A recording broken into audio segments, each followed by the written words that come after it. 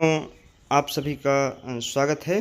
गन्ने का अधिकतम उत्पादन कैसे लें? कल हमने गन्ने की बुआई श्री वेद प्रकाश मिश्र हमारे गन्ना किसान हैं, इनके खेत पर कराई है। सबसे जो सही समय है अधिकतम उत्पादन लेने के लिए सितंबर की प्लांटिंग है। एक-एक बात हम यहाँ पर आपको बताएँगे। जैसे स्वस्थ बीज के बारे में, इसी तरीके से गहरी ट्रेंच के बारे में, गन्ने के बीज के टुकड़े को कैसे काटें, इसके बारे में और साथ ही में कितनी मिट्टी से आप गन्ने के टुकड़े को ढकें, कौन-सी प्रजाति का प्रयोग करें, इरिगेशन का मेथड क्या होना चाहिए और कितनी खाद डालें, इसके बारे में बताएँगे। किसान भाइयों, इस समय जो प्रजातियाँ हैं उसमें CO0238 में चूँकि रेड डॉट लगा हुआ है, स्वस्थ बीज इसका लें। इसके अलावा जो प्रजाति है CO0118 ले सकते हैं, जहाँ पर किसान भाई देख-रेख कर सकते हैं। टिल्डिंग चूँकि इस वैरायटी में कम होती है और 13235 नई वैरायटी है, वह भी अच्छी है। 15023 का बेहतर उत्पादन किसान भाइयों को मिल सकता है। बीज किस प्रकार का लें, यह ज़रूरी है। 8 से 10 महीने आपकी पुरानी बीज की क्रॉप होनी चाहिए, जहाँ से आपको गन्ने का बीज लेना है। बीज काटते समय यह ध्यान रखें कि अगर गन्ना कहीं भी सूखा है तो उसको ना लें। 2 किलोग्राम गन्ने का पर स्टिक वेट हो, ऐसे गन्ने को बीज के रूप में प्रयोग करें, बेहतर होता है। बीज काटते समय ध्यान रखें कि अगोला न हटाएं बीज के खेत में, उसको जहाँ पर गन्ने को बोना है वहाँ ला करके सूखी पत्तियाँ हटाने के बाद जिस समय आप गन्ने के बीज के टुकड़े को काट रहे हों, अगोला सबसे आखिरी में हटाएं ताकि नमी आखिरी तक बनी रहे, तब आप बेहतर उत्पादन और जमाव ले पाएंगे। फिर बात आती है खेत की तैयारी किसान भाइयों हम कैसे करें। गहरी जुताई बहुत ज़रूरी है, जिसमें आप चिजलर से एमबी प्लाऊ से गहरी जुताई 30 सेंटीमीटर की कर सकते हैं और कोई यंत्र आपका कल्टीवेटर या हैरो रोटावेटर ऐसा नहीं जिससे गन्ने की जड़ें जहाँ तक जाती हैं वहाँ तक आप जुताई कर पाएँ और खेत को अच्छी तरीके से तैयार कर पाएँ। किसान भाइयों, इससे आप जुताई करें, पावर हैरो से जुताई करें और मिट्टी को बिल्कुल भुरभुरा बना करके तब आप गन्ने की बुआई की तैयारी करें। बात आती है कि हम ट्रेंच को, जो हमारा ट्रेंच है उसको कैसे बनाएं।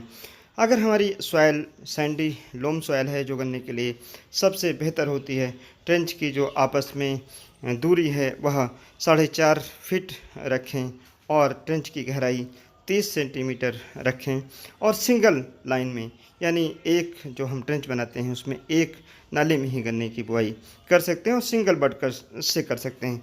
अगर हम सिंगल बड से बुआई करते हैं तो सिंगल बड से जो आपस में दूरी है वह 45 सेंटीमीटर की रखें। अगर हमारी क्ले सॉइल है तो डबल बेड की बुआई करें और डबल लाइन में बुआई करें, ज़्यादा बेहतर रहता है। उसमें 10 सेंटीमीटर का गैप रखें और 4.5 फीट की दूरी को आप सैंडी लोम सॉइल में 5 फीट तक भी ले जा सकते हैं, अगर आपको ट्रैक्टर से इंटरकल्चर ऑपरेशन बाद में करना है। अब आता है बीज का शोधन और भूमि का शोधन। भूमि का शोधन इस समय ट्राइकोडर्मा से बहुत ज़्यादा ज़रूरी है। 1 कुंतल गोबर की खाद में 2 लीटर ट्राइकोडर्मा डालकर और छायादार स्थान में 48 घंटे के लिए रख दें। आखिरी जब खेत की जुताई शाम के वक्त कर रहे हों, इसको डाल दें ताकि जो फंगस है वो पूरे खेत में फैल जाएगी और आगे red rot wilt bacteria virus जो गन्ने के खेत में लगते हैं, उत्पादन कम करते हैं, उसको यह रोक देगा। अब बात आती है कि हम सीड का ट्रीटमेंट कैसे करें। सीड के ट्रीटमेंट के लिए बाविस्टिन बहुत अच्छा सिस्टमेटिक फंजीसाइड है, इसी का प्रयोग करें और 2 ग्राम 1 लीटर पानी में डालें।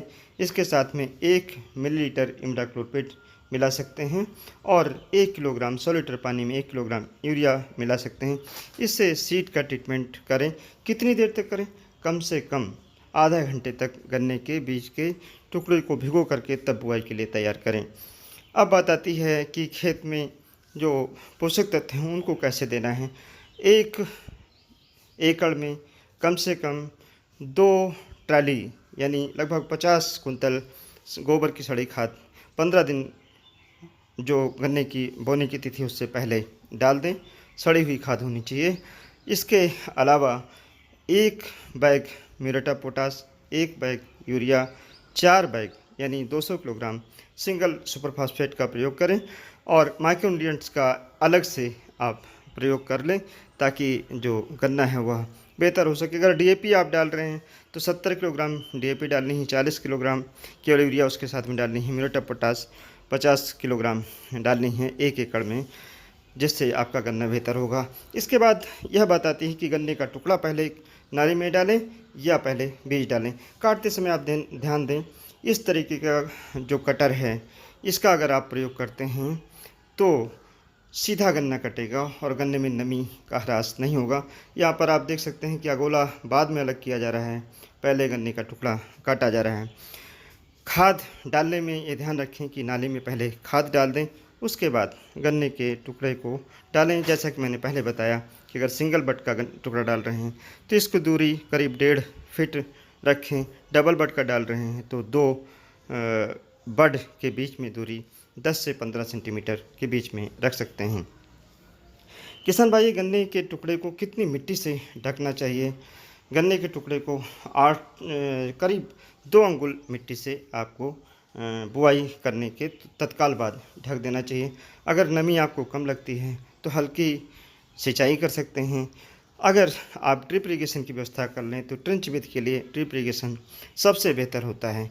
अगर इन चीज़ों को आप किसान भाइयों अपनाएंगे तो इस तरीके का गन्ने उत्पादन 16 फीट 17 फीट का ले पाएंगे। अगर इतना उत्पादन आपको लेना है तो आपको स्प्रिंकलर सिस्टम भी लगाना चाहिए, ताकि अप्रैल और मई के महीने में जब यहाँ पर ज़्यादा गर्मी होती है, ख़ासतौर से उत्तर प्रदेश और नॉर्थ इंडिया में, उस समय अगर इसका हम स्प्रिंकलर सिस्टम से इरिगेशन करें तो गन्ने के खेत में एक ह्यूमिडिटी बनी रहती है और सर्वथा अनुकूल माहौल बनता है, जिससे हमारी ग्रोथ गन्ने की बेहतर हो जाती है।